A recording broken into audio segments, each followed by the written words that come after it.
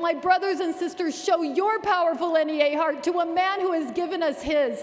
I give you my humble, my powerful friend, our president, Dennis Van Roekel.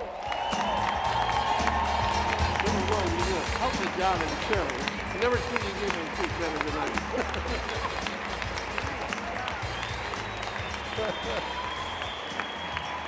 Thank you. Oh my. Thank you, Lily, for that very kind introduction, and thank you, delegates, for your warm reception. 50 years ago this summer, a preacher from Atlanta stood at the Lincoln Memorial in Washington, D.C., and delivered one of the most famous speeches of the 20th century. That great leader, of course, was Dr. Martin Luther King, Jr. His church, Ebenezer Baptist, sits only about a mile from here. His words that day, "I have a dream," captured the heart and the hopes of a nation. To this day, they inspire us, lift us up, and challenge us. And all these years later, Dr. King's dream still calls to us. And so we maintain hope. We continue the struggle. We don't give up. And we, the National Education Association, we understand that Dr. King's dreams and our values, values of equal opportunity, a just society, they are inextricably linked to equity in public education.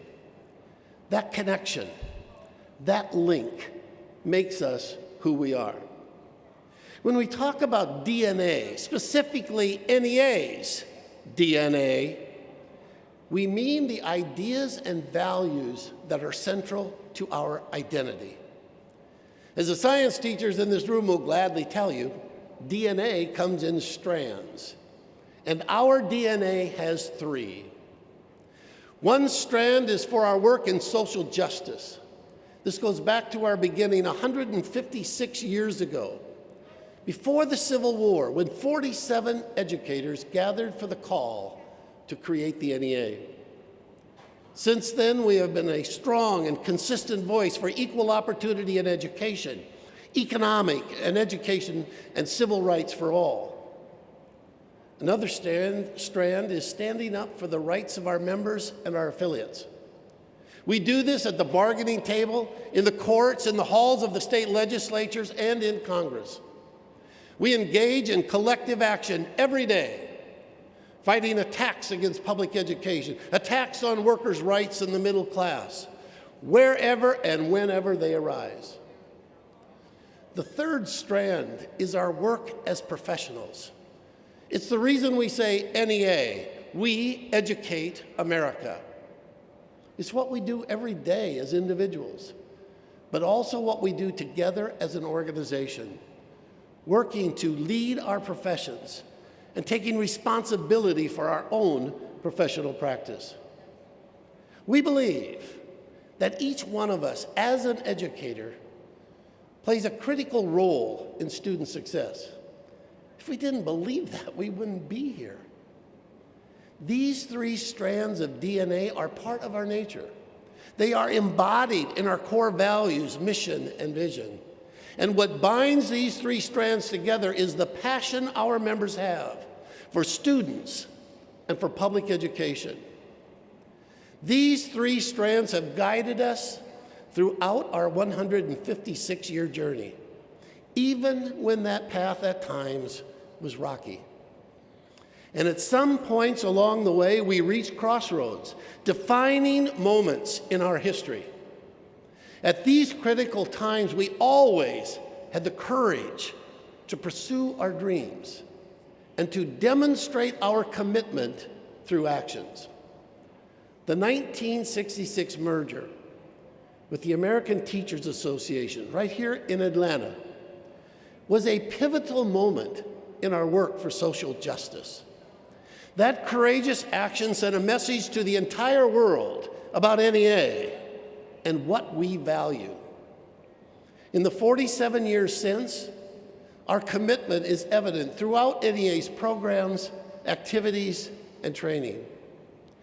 for lobbying for civil rights legislation and fair immigration laws, to fighting discriminatory policies at all levels. In the 1970s, NEA took another bold step and moved into the political arena and collective bargaining. NEA had always advocated for education professionals, but this courageous action transformed the NEA. Many of our members risked their jobs and even went to jail to win bargaining rights, to stand up against unfair labor laws, to fight for universal education, to lobby for the Elementary and Secondary Education Act, and to demand equal rights for women.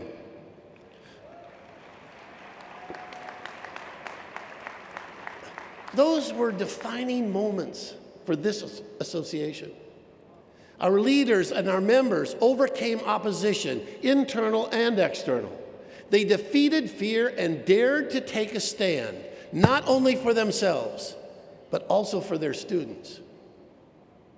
Now we have reached another crossroads. For us, the current leaders in NEA, this is our defining moment. And we must show the same courage and commitment shown by our predecessors when they faced their own moment of truth. You see, Dr. King not only spoke about his dream, he called people to action. He warned that there was no time to, quote, engage in the luxury of cooling off or to take the tranquilizing drug of gradualism. He spoke of the fierce urgency of now. Delegates, we must face that same urgency of now because the struggle for equity in education has never been more urgent, and our members have never faced a greater series of threats. Our time is now, and it's time for action. It's time for us to transform public education by taking charge of our professions, and that means taking responsibility for our professions and not allowing others to define it for us. We have laid the foundation throughout our history. This is not new work, but it's time for a bold step forward. We have 3 million members, and we have proved beyond a doubt that we are a powerful force for social justice and for our members' rights. Now we must use our power, individually and collectively, to do what is important to every single one of us. Do what binds us together more than anything else. Fulfill the promise of public education. Prepare every student to succeed. If we are going to take charge of our professions, if we want to move beyond the old debate that has been defined by others and replace their kind of solutions with our solutions, then we must decide how to define and how to achieve excellence in our own professions. I spend a lot of time listening to higher ed faculty, teachers, education support professionals. I listen to them talk about the challenges they face, as well as their aspirations for what public education could be.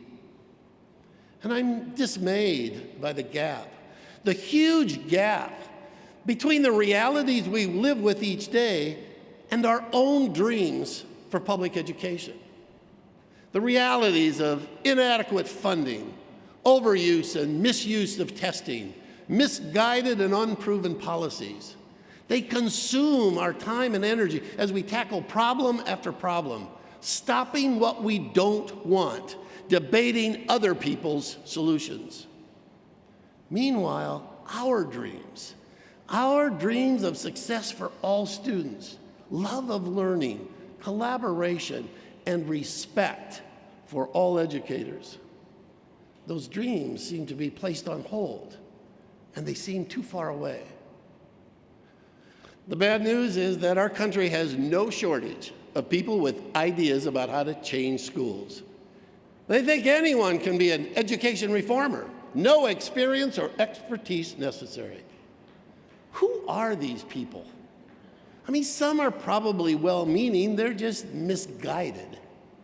Others are not well-meaning at all. Many are driven by ideology. They don't believe in public education or unions or both. They'll jump at any chance to undermine public schools or to weaken unions. And of course, there's always good old-fashioned greed. Some people attacking public education. Oh, they say they care about student success, but their actions speak louder than their words. And their actions clearly say that they only care about one thing: profits, big profits.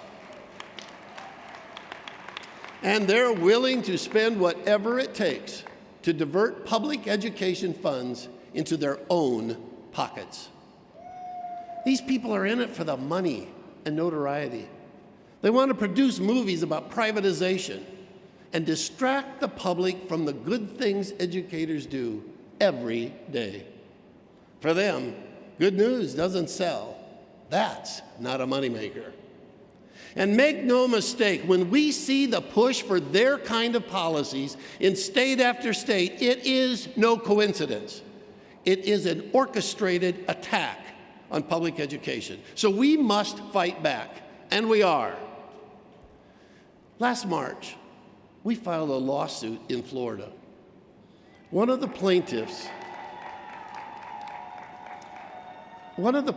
is Kim Cook, a first-grade teacher. Last year, Kim was Teacher of the Year in her school.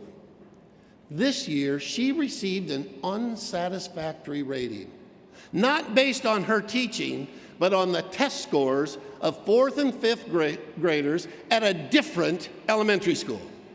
Students she has never taught nor met. Can you imagine a doctor being held accountable for a patient she's never treated? Or a lawyer disbarred because of a case that was mishandled by another firm? Those professionals wouldn't stand for that, and neither will we.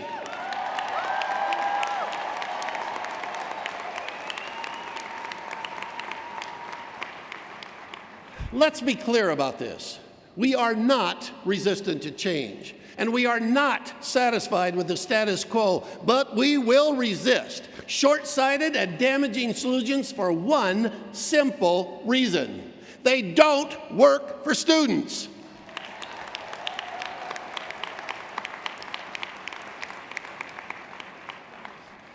But resisting is not enough. The fact is, even if we eliminated all their bad ideas, we still wouldn't be satisfied.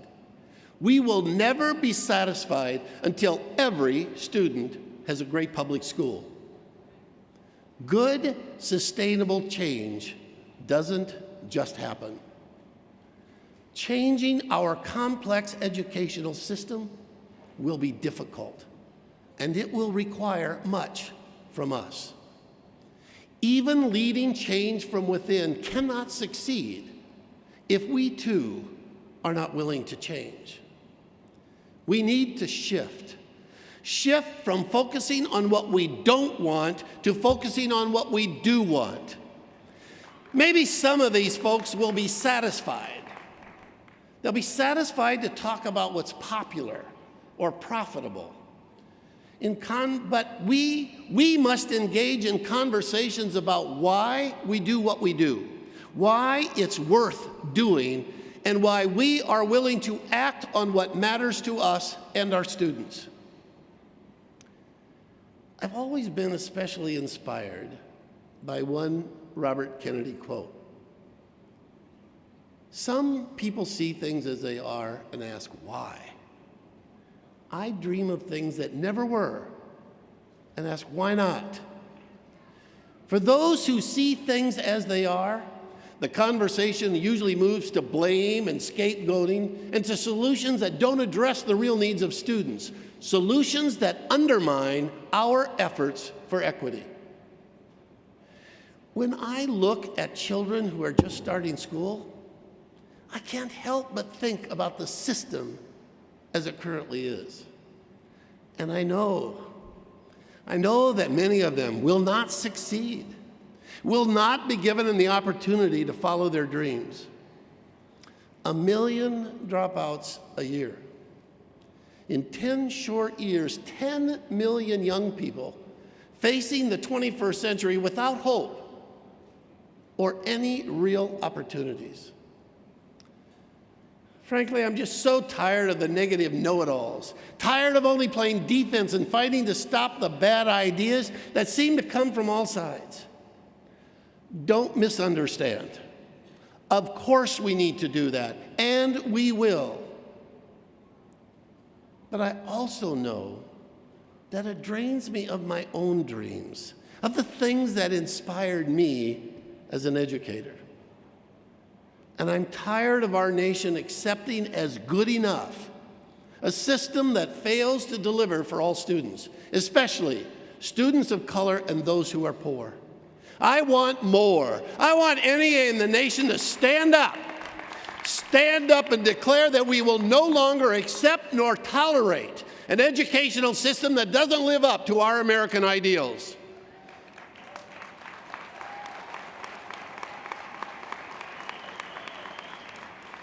I want to dream, and I want to fight for what could be, to dream of things that never were and ask, why not?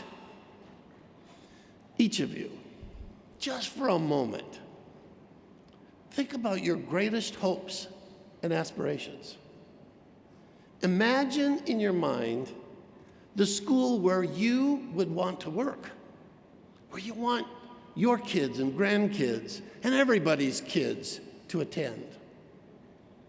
Imagine how it would look. Imagine how it would feel to be there. I know that vision, that dream, is not your current reality. And I need to ask you, why not? Seriously, I mean, why not? If we can see and feel what we want to create, then what's stopping us? More importantly, what are we willing to do to make it happen? Just how committed are we to move our dream to our reality? You know, commitment. It's an interesting concept. I often challenge my high school students to decide which level of commitment they were willing to embrace, whether in academics, athletics, music, drama, or life. I'd ask them, how serious are you about your dreams? Are you willing to just try? Or maybe commit to doing your best? Or are you willing to really go after your dream and do whatever it takes to achieve it? When it comes to fulfilling the promise of education, I say we must do more than try, do more than give our best. I say we must choose to do whatever it takes.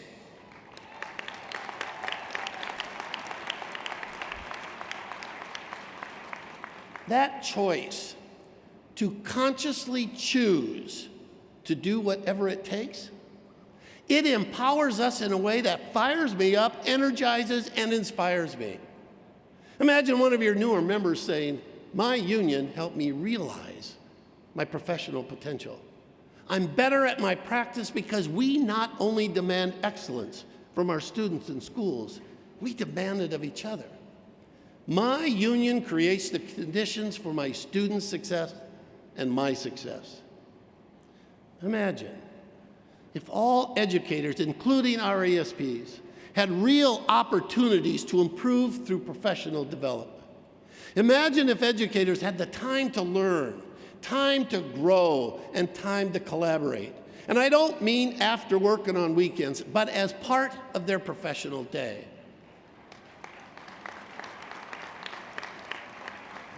We need millions of educators to be given the opportunity to use their incredible talents and creativity to define solutions that work for students.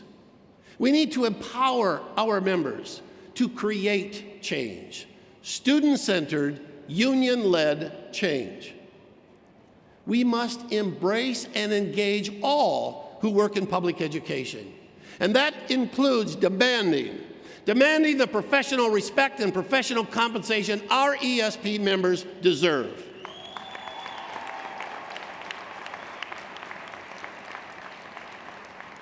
Do you want to transform a school?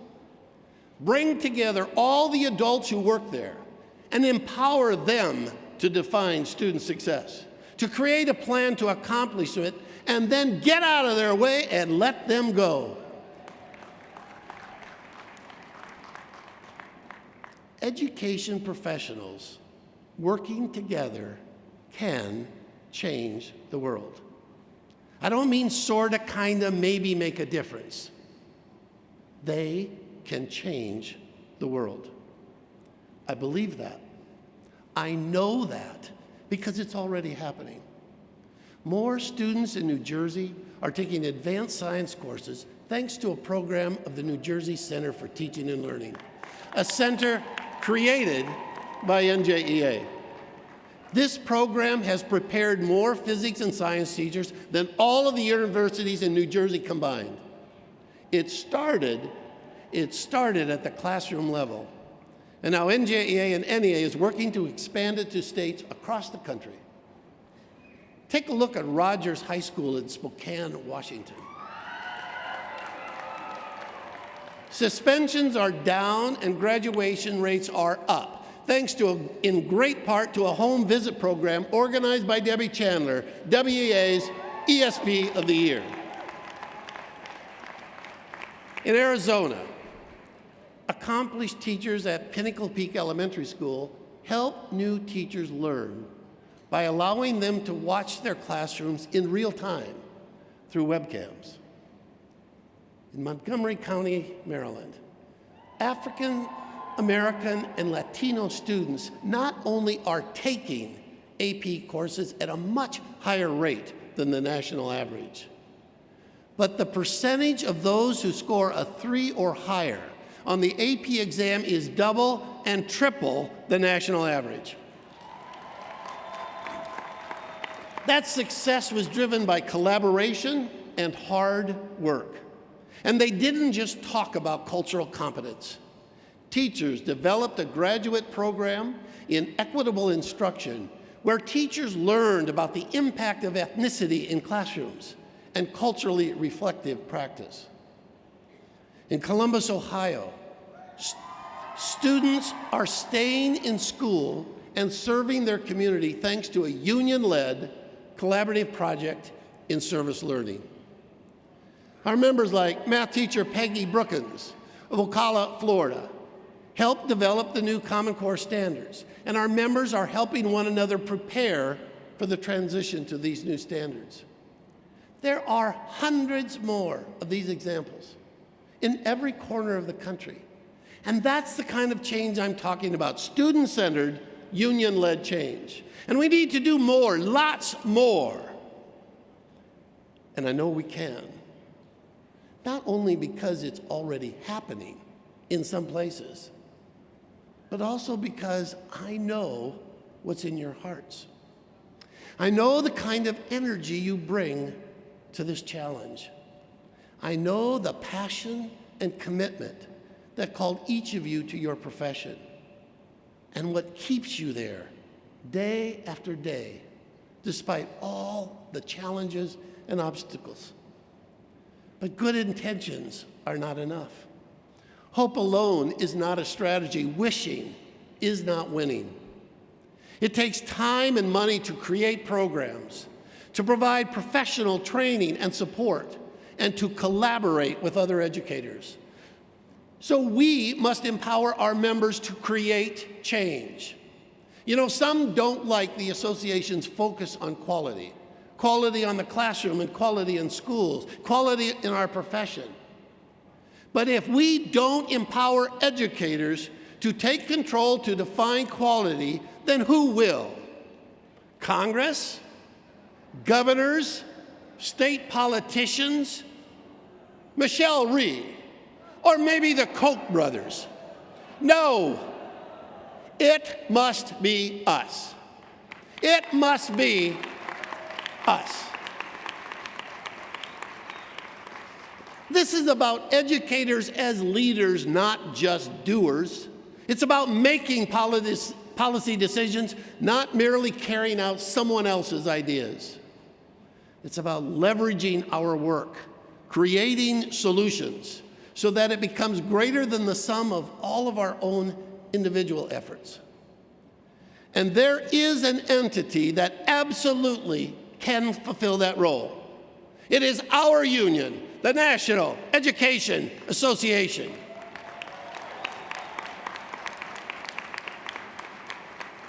We can do it because we educate America from pre-K to graduate in every state and around the world. We have the expertise, the know-how, the people, and we have the leaders. Not only can we do it, we must do it. That is what the Great Public Schools Amendment is all about. It's about creating a groundswell of alternatives to the corporate reformers, and privateers, and instead use our ideas, our solutions, so that we can drive them out of our classrooms, out of our profession, and out of our students' lives.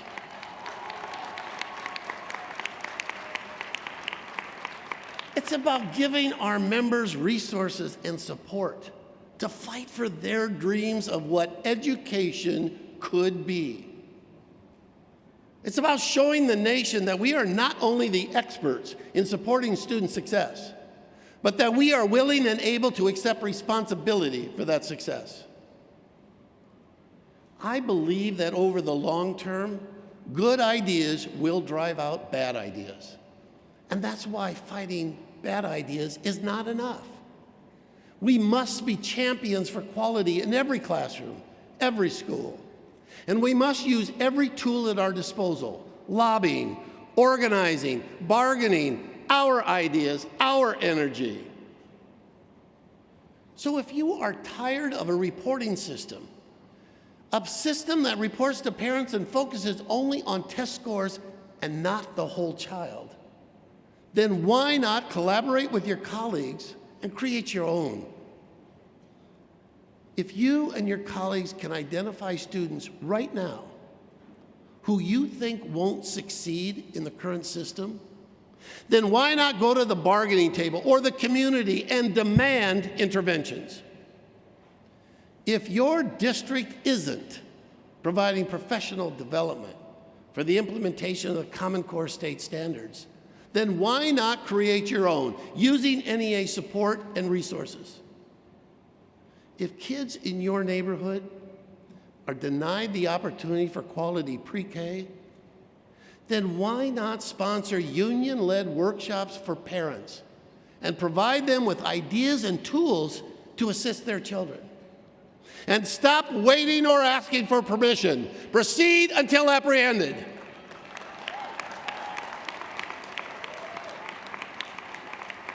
The amendment is about tapping into the passion and power of our members, the passion to care for all our students, the power to make a difference in their lives. We are already creating ripples of change. Now it's time to turn them into a tidal wave of change, student-centered, union-led. Since we met last summer, there have been some horrible tragedies involving public schools and students across the country. The shootings in Newtown, the abduction of a student off a school bus in Alabama, the tornadoes in Oklahoma. In every one of those tragedies, the whole country saw educators emerge as heroes. The bus driver in Alabama, who gave his life to protect the kids. The teacher in Newtown, who spent the last moments of her life hiding her students so they would be safe. The teacher in Parapro in Oklahoma, who shielded students with their own bodies to protect them from the tornado. It's impossible to know what was going through their minds at the moments they demonstrated such heroic courage. But I'm pretty sure that when they went to work that morning, None of them was thinking about being a hero. They were probably thinking what educators think every day. How can I help my students succeed? I know that you and millions of educators across this country go to work every single day with that very same thought. And although most of us will never be called upon to put our lives on the line, you demonstrate every day that a hero is a person who will do whatever it takes to help their students.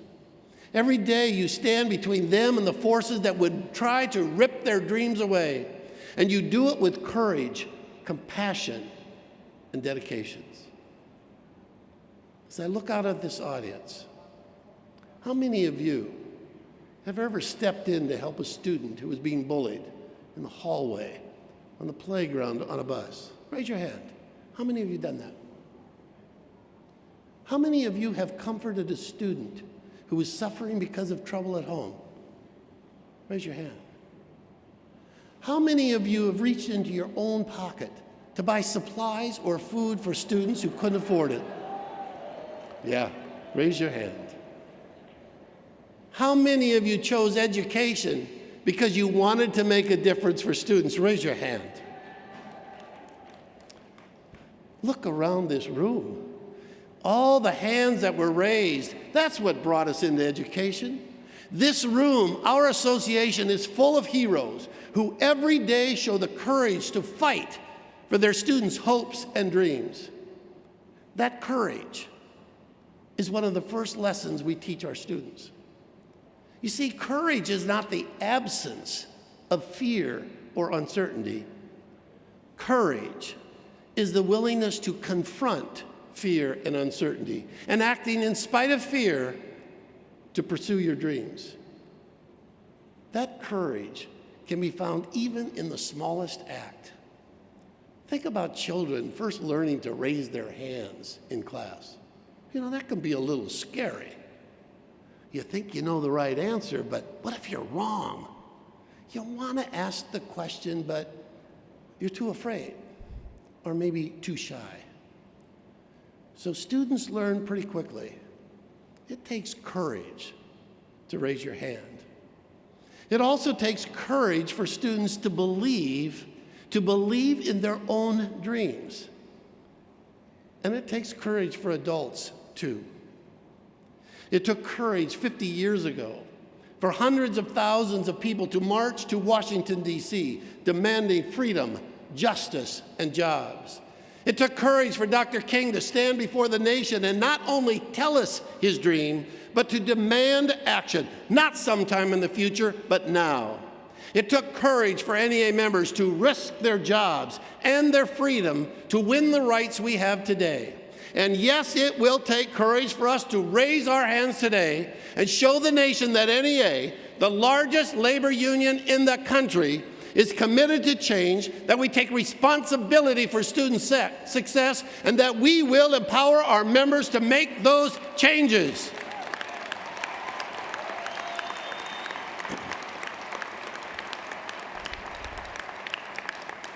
So I ask you, do you believe that our 3 million members know how to improve student success? Do you? Yes. Do you? Yes.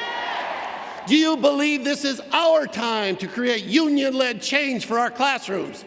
Yes. Do you? Louder! Yes. Then I ask you to raise your hand for the success of all students. Raise your hand for great public schools and social justice. Raise your hand for America's educators, for America's future. NEA, raise your hand. We educate America. Thank you, delegates.